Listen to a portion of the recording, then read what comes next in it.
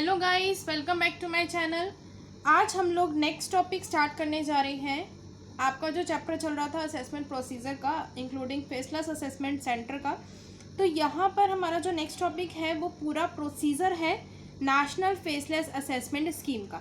Procedure क्या है, कौन कौन किस किस तरह से काम करता है नेशनल फेसलेस असेसमेंट प्रोसीजर के अंदर, ठीक है, क्या क्या केस बनते हैं, किस तरह से होता है, ये पूरा का पूरा जो चैप्टर है उसमें ये पूरा टॉपिक जो है प्रोसीजर का, ये मैं आज आपको कराने जा रही हूँ। वीडियो स्टार्ट करने से पहले अगर किसी ने मेरे चैनल को सब्सक्राइब नहीं किया है तो प्लीज़ सब्सक्राइब कर दें कि आने वाली न्यू वीडियो की नोटिफिकेशंस आपको टाइम पर मिल जाए। और अगर आपको वीडियो पसंद आता है तो प्लीज़ लाइक कर दें। चलिए आइए स्टार्ट करते हैं हमारा topic national faceless assessment scheme. अब यहाँ पर मैं आपको किस तरह से कराने वाली हूँ, मैं आप लोगों को कराऊंगी इस चार्ट के थ्रू, बट उससे पहले मैं आपको एक छोटा सा रिव्यू दूंगी कि किस तरह से इस प्रोसेस का जो है स्टार्टिंग होता है, किस तरह से कौन पर्सन क्या काम करता है, कौन कौन सी यूनिट्स होती हैं, तो उसका एक बार मैं आपको रिव्यू देने वाली हूँ। तो एक बार ध्यान से देखो, ठीक है। हमारा जो सबसे पहला होता है हायरार्ची में, सबसे पहला आता है हमारे पास national assessment centre, national e assessment centre. अब ये जो असेसमेंट सेंटर है, अब ये असेसमेंट सेंटर जो है आपका कब आया था, 1 अप्रैल 2021 में, ठीक है। अब इसका क्या क्या चक्कर है, देखो पहले तो आपको नाम से पता चल रहा है फेसलेस असेसमेंट, यानी कि बिना फेस दिखाए ऑनलाइन असेसमेंट होना। तो ये वो स्कीम है जहाँ पर आप अपनी ऑनलाइन असेसमेंट करा सकते हो। अब यहाँ पे होता क्या है, पहला जो पर्सन होता है यहाँ पर, या पहली जो सेंट्रलाइज्ड बॉडी होती है वो होती है एनईसी। एनईसी को हम क्या बोलते हैं, नेशनल ई असेसमेंट सेंटर। क्या बोलते हैं, नेशनल ई असेसमेंट सेंटर, ठीक है। अब ये जो नेशनल ई असेसमेंट सेंटर है ये क्या है, ये एक आपकी सेंट्रलाइज्ड बॉडी है, ठीक है। और ये जो सेंट्रलाइज्ड बॉडी है इसका जो हेडक्वार्टर है, या आप कह सकते हैं ये कहाँ पर है, ये दिल्ली के अंदर है। और ये एक सेंट्रलाइज्ड बॉडी है जिसके थ्रू सारा का सारा प्रोसीजर जो है असेसमेंट का वो चलता है। अब ये जो बॉडी है इसका जो इंचार्ज है वो कौन है, PCCIT और PDGIT, ये है इंचार्ज ऑफ NEC। NEC को हम बोलते हैं NFAC भी बोलते हैं। NFAC और NEC सेम ही है। NFAC का मतलब है नेशनल फेसलेस असेसमेंट सेंटर, और ये भी नेशनल ई असेसमेंट सेंटर है, ठीक है। या आप इसको NEC बोलो या NFAC बोलो, it's all about the same, ठीक है। उसके बाद जैसे ही हमारा जो NEC है उसके नीचे, बिल्कुल नीचे जो है कौन सा पर्सन होता है, REC। अब ये REC क्या है, रीजनल ई असेसमेंट सेंटर है। REC रीजनल ई असेसमेंट सेंटर है। अब ये जो रीजनल ई असेसमेंट सेंटर है इसके डिफरेंट जगह पे, इसके हेडक्वार्टर्स नहीं, डिफरेंट जगह पे इसके यूनिट्स हैं। तो ये सेंटर्स अलग अलग जगह पे हैं, जैसे कि ये है हैदराबाद में भी है, कोलकाता में भी है, चेन्नई में भी है, ठीक है। तो डिफरेंट स्टेट के अकॉर्डिंग ये है। उसके बाद ये जो है REC, इसके नीचे 4 यूनिट्स हैं। इसके नीचे हमारे कितने यूनिट्स हैं, 4 यूनिट्स हैं। एक तो है AU, फिर है VU, फिर है TU और RU, ठीक है। अभी 4 यूनिट्स कौन सी हैं, ये वाली जो यूनिट है इसको हम बोलते हैं assessment unit. VU is the verification unit, TU is the technical unit and RU is the review unit, ठीक है। हमारी 4 यूनिट्स हैं, किसके अंदर आती हैं, REC के अंदर आती हैं। रैक के अंदर, यानी कि रीजनल ई असेसमेंट सेंटर के अंदर। अब हमें क्या देखना है, देखो एक बार ध्यान से, एनईसी जो है वो उसके पास किसी भी असेसी का एक तरीके से केस जाता है। अब एनईसी का जो केस, एनईसी के पास जो केस जाता है असेसी का, वो स्क्रूटनी से रिलेटेड मान लो केस क्या है, एक हम एग्जांपल लेके चलते हैं, ठीक है। स्क्रूटनी से रिलेटेड यानी जो आप इनकम एक्सकेप करते हैं, तो वो इनकम एक्सकेप की हुई है असेसी ने, और उससे के रिगार्डिंग जो है उसका केस बनता था, और वो केस किसके पास गया है, एनईसी के पास गया है, यानी नेशनल ई असेसमेंट सेंटर के पास। अब ये जो नेशनल ई असेसमेंट सेंटर है ये क्या करेगा, ये तो दिल्ली में है, ठीक है।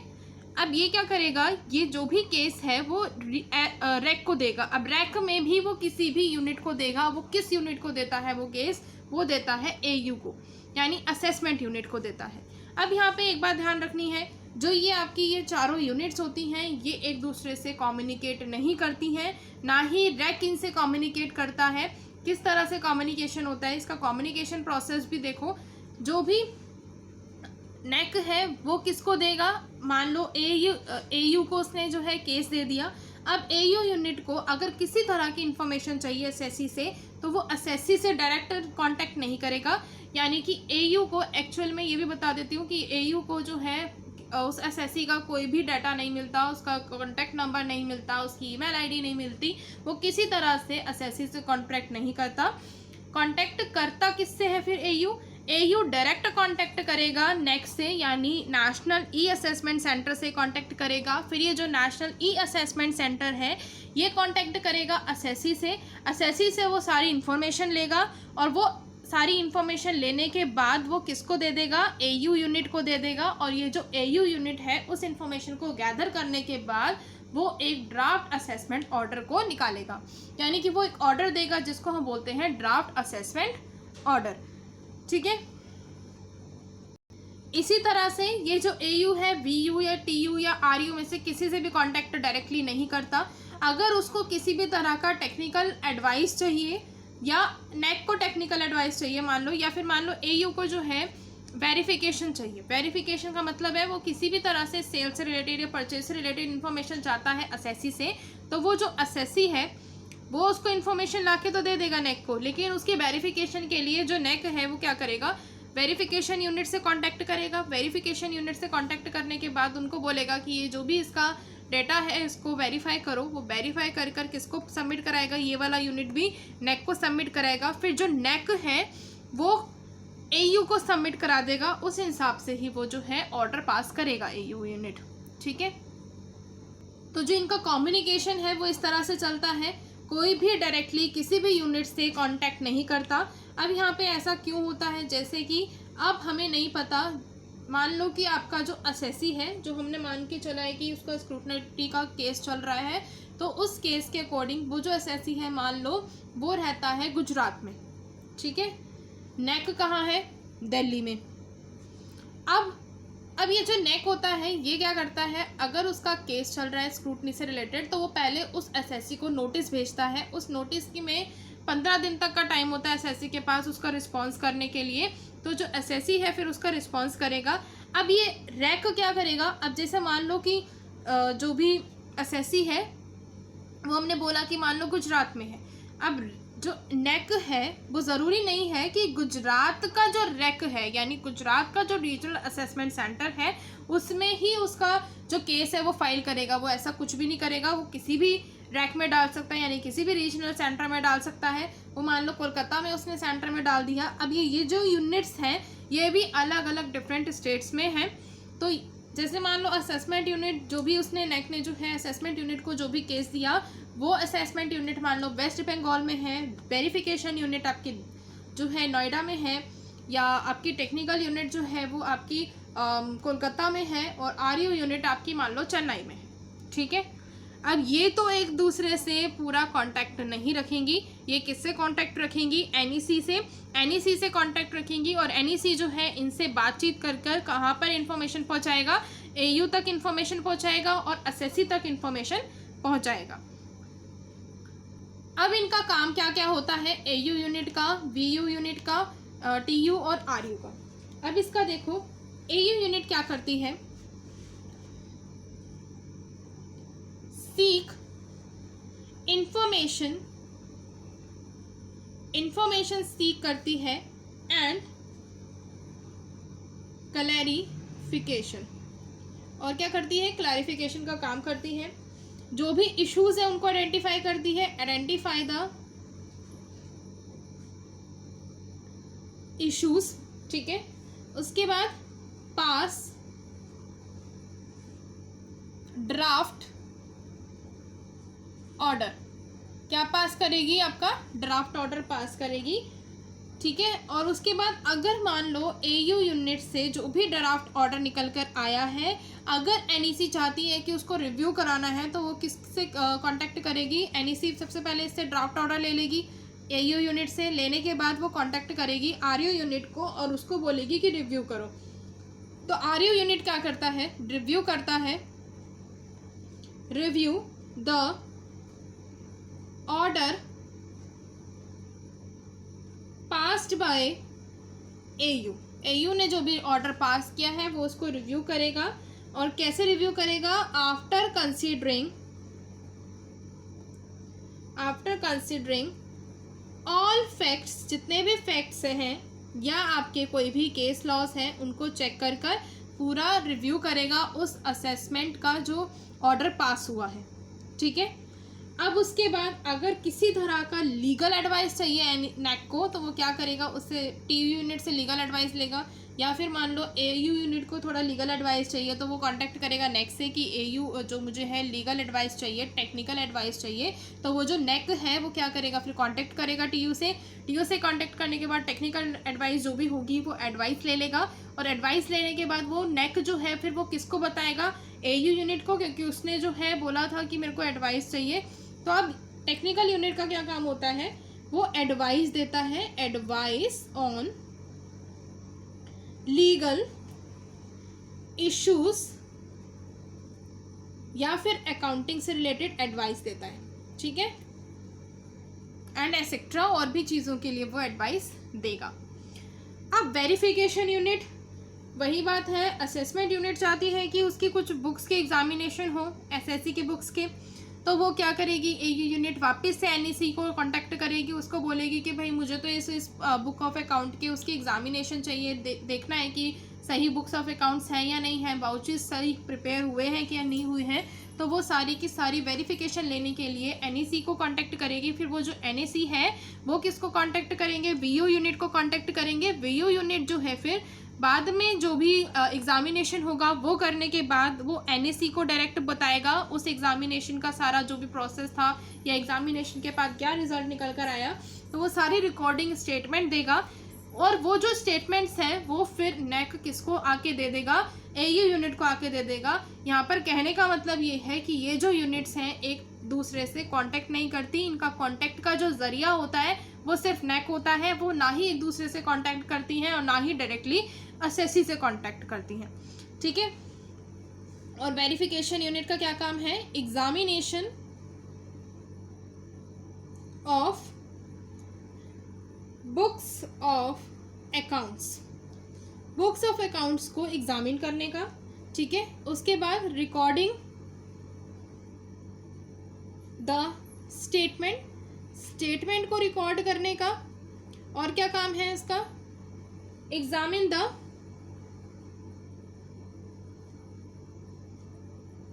विटनेसेस, जो भी विटनेसेस हैं उनको भी एग्जामिन करने का काम किसका है, वेरिफिकेशन यूनिट का है। अब ये सारा तो इनका काम है, किस तरह से कांटेक्ट होगा ये सारा मैंने आपको बता दिया। अब हम चलते हैं डायरेक्टली हमारे फेसलेस असेसमेंट स्कीम के प्रोसीजर पर, ठीक है।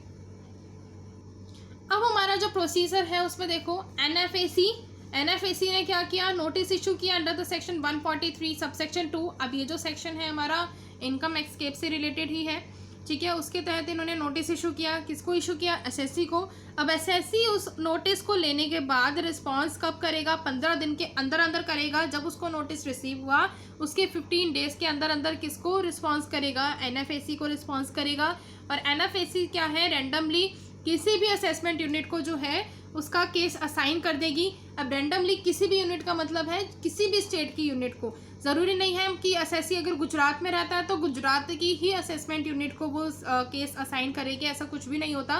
किसी भी स्टेट की असेसमेंट यूनिट को वो असाइन कर सकती है। उसके बाद असेसमेंट यूनिट जो है आस्क एनईसी, एनईसी बोलो या एनएफसी बोलो सेम ही है, एनईसी को बोलेगी कि कांटेक्ट करे असेसी से। अगर वो चाहती है कि उसका जो भी जिस भी तरह से उसको इन्फॉर्मेशन चाहिए, कुछ एविडेंसेस चाहिए, तो वो कहेगी कि असेसी से कांटेक्ट करो या फिर वेरिफिकेशन यूनिट से या फिर टेक्निकल यूनिट से, किसी से भी वो अगर जो असेसमेंट यूनिट है वो चाहती है कांटेक्ट करना, वो डायरेक्टली तो करेगी नहीं, वो किसको बोलेगी, एनईसी को बोलेगी कि इन पर्सन से मुझे कांटेक्ट करके बताओ। अब एनएफएसी किन किन से कांटेक्ट करेगा, अगर उसने असेसमेंट यूनिट ने असेसी से बोला है तो वो असेसी से कांटेक्ट करेगा और उनसे इन्फॉर्मेशन गैदर करेगा। अब इन्फॉर्मेशन गैदर करने के बाद, अब कैसे इन्फॉर्मेशन गैदर करने के लिए बोला होगा उसने, अब मैं आगे बताती जाऊंगी। देखो अभी उसके बाद वेरिफिकेशन यूनिट, अगर एनएफएसी ने वेरिफिकेशन यूनिट के साथ कांटेक्ट किया है, असेसमेंट यूनिट ने बोला है कि वेरिफिकेशन यूनिट से इन्फॉर्मेशन चाहिए, तो वो वेरीफाई करेगा इन्फॉर्मेशन।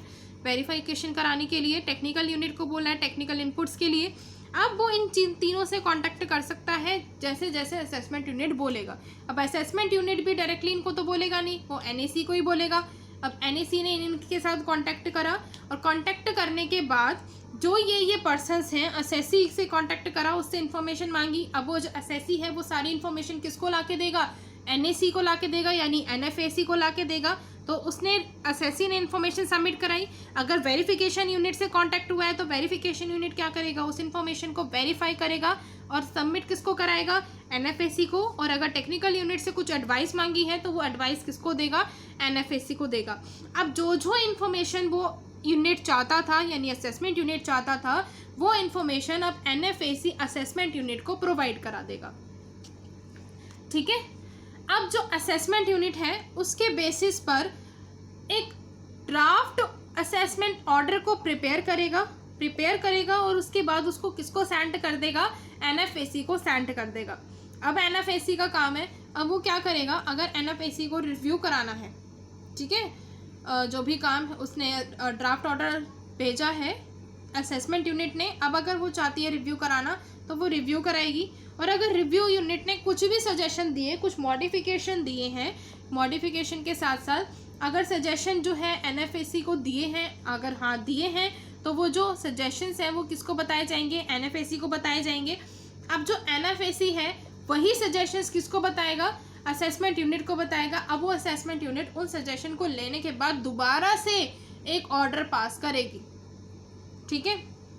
बट अगर रिव्यू यूनिट ने किसी तरह का कोई ऑर्डर नहीं दिया, किसी तरह का कोई सजेशन नहीं दिया रिव्यू यूनिट ने, तो उस केस में कोई सजेशन नहीं मिला तो नेशनल फेसलेस असेसमेंट सेंटर जो है वो क्या करेगा, इफ़ प्रेजुडिशियल टू एसएससी, अगर तो वो जो डिसीजन है या वो जो असेसमेंट ऑर्डर है, ड्राफ्ट असेसमेंट ऑर्डर, अगर वो उसके खिलाफ नहीं है, एसएससी के खिलाफ नहीं है, अगर एसएससी के खिलाफ नहीं है तो फाइनलाइज हो जाएगा वही ऑर्डर। लेकिन अगर एसएससी के खिलाफ है, उसको लगता है कि कुछ प्रॉब्लम है, एक बार एसएससी से पूछ लेनी चाहिए, तो वो अपॉर्चुनिटी देगा एसएससी को कि पर्सनल हियरिंग के लिए वो आ जाएं।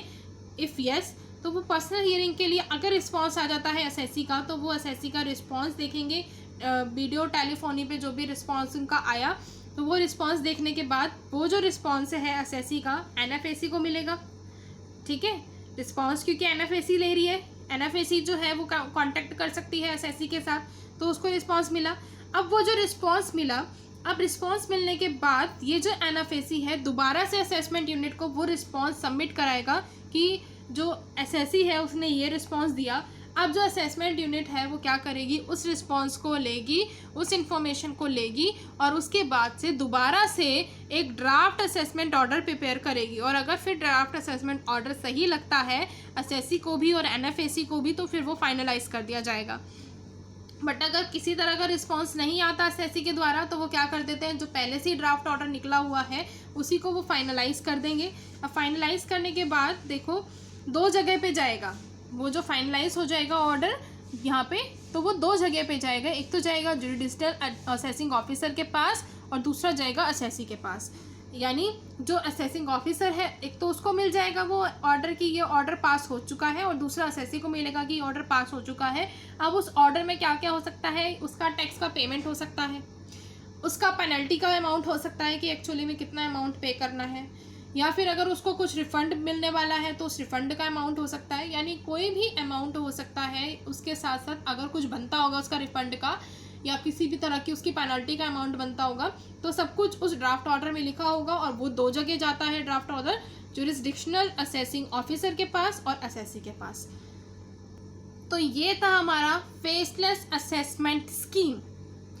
अब ये जो फेसलेस असेसमेंट स्कीम है, अब मैंने आपको बिल्कुल डिटेल में बता दिया। अब आप क्या करोगे, आपके पास जो भी बुक है उसमें अगर कहीं लिखा हुआ है तो उसको एक बार रीड कर लेना, अगर आप कर सकते हो। नहीं करना तो आपको इतनी बात तो समझ आ गई कि किस तरह से क्या क्या होगा, तो आप खुद से भी बनाकर आराम से लिख सकते हो, क्योंकि डिटेल में मैं बता चुकी हूँ। आप बता सकते हो कि ये असेसमेंट यूनिट्स जो हैं, जो भी जितनी भी यूनिट्स हैं रैक के अंदर, वो अपने आप कम्युनिकेट नहीं करती हैं एक दूसरे से। ये सारी चीज़ें आप आराम से लिख सकते हो, किस किस तरह से डिसीजन लिया जाएगा। और डिसीजन अगर येस में है तो वो एनएफएसी को जाके फिर असेसमेंट यूनिट को भी बताया जाएगा, वो दोबारा से प्रिपेयर करेगा ड्राफ्ट असेसमेंट ऑर्डर, और फिर उनको बाद में फाइनलाइज किया जाएगा। तो इस तरह से सारा प्रोसेस चलता रहता है। अब ये जो हमारा फेसलेस असेसमेंट स्कीम का जो ये प्रोसेस चलता है, अब ये जैसे यहाँ पर एनएफएसी ने असेसी को दिया, असेसी से असेसमेंट यूनिट के पास आया, पहले एनएफएसी के पास आया, फिर असेसमेंट यूनिट के पास आया। ये जो सारा प्रोसेस चलता रहता है, ये किसके थ्रू चलता है, एक सिस्टम के थ्रू चलता है, जिस सिस्टम को हम बोलते हैं AAS, और उस सिस्टम को AAS बोला जाता है। कौन सा सिस्टम होता है मैं आपको बता दे रही हूँ। जिस भी सिस्टम के थ्रू ये सारा काम होता है वो हमारा सिस्टम होता है AAS। AAS का मतलब है ऑटोमेटेड एलोटेड सिस्टम।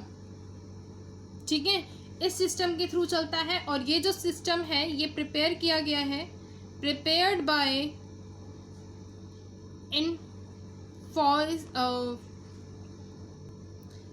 इनफॉइसिस। ठीक है, इनफॉइसिस के द्वारा प्रिपेयर किया गया है। तो ये जो सिस्टम है इसके थ्रू ही आपका जो है कांटेक्ट होता है। जो भी असेसमेंट यूनिट्स हैं वो नेक्स्ट से कांटेक्ट इसी प्रोसेस के चलते या इसी सिस्टम के चलते करती है। आई होप कि आपको ये वाला जो टॉपिक है फेसलेस असेसमेंट स्कीम वाला, ये अच्छे से समझ में आ गया होगा। सो हम मिलते हैं नेक्स्ट वीडियो में। अगर आपको वीडियो पसंद आई हो तो प्लीज़ लाइक कर दें। Bye bye.